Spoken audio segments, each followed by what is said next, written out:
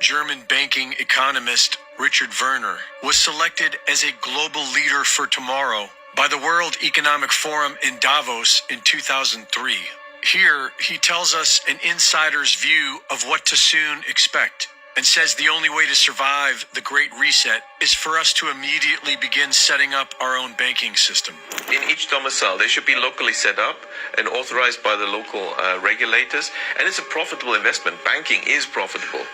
Yeah. So the investors would get a return while the local community would get a return, and it's a way of delaying, perhaps even preventing the introduction of CBDCs. They have literally delayed their agenda because I think it's so important to them. They've been very careful about the timing, and let's wait a little longer, let's have this crisis first, let's have COVID first, soften them up.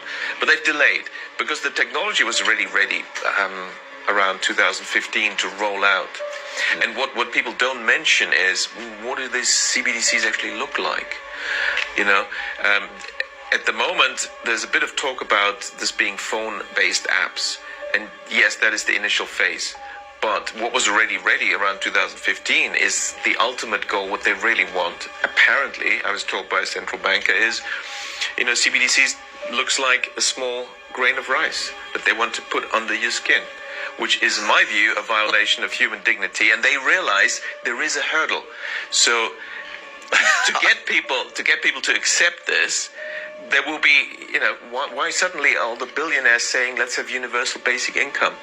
Because the story is going to be, now we've created this vast unemployment and disruption and crises. Well, we need universal basic income. You will get 2,000 euros into your account every month. But of course, to run this efficiently, we need to use the latest technology. So, you need the CBDC chip implant. But how many people will say, okay, fine, £2,000, 2,000 euros, A surprising proportion, shockingly, obviously, to me or yourself, but we've seen years ago in Sweden, there has been a substantial small minority take-up of what's currently much larger. It's kind of like a little cylinder in stainless steel, I guess. Maybe it's titanium or something. And they're doing it because they just want to.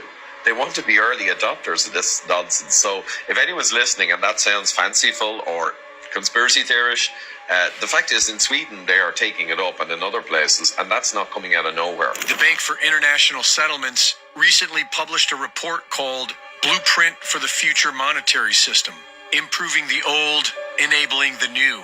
This report proposes that a central bank digital currency will serve as the new reserve currency, and calls for the digital confiscation of all physical property by assigning every real-world item its own unique digital token, which will contain rules on how each item can and cannot be used, so that each person can be controlled and conditioned directly by the central bank.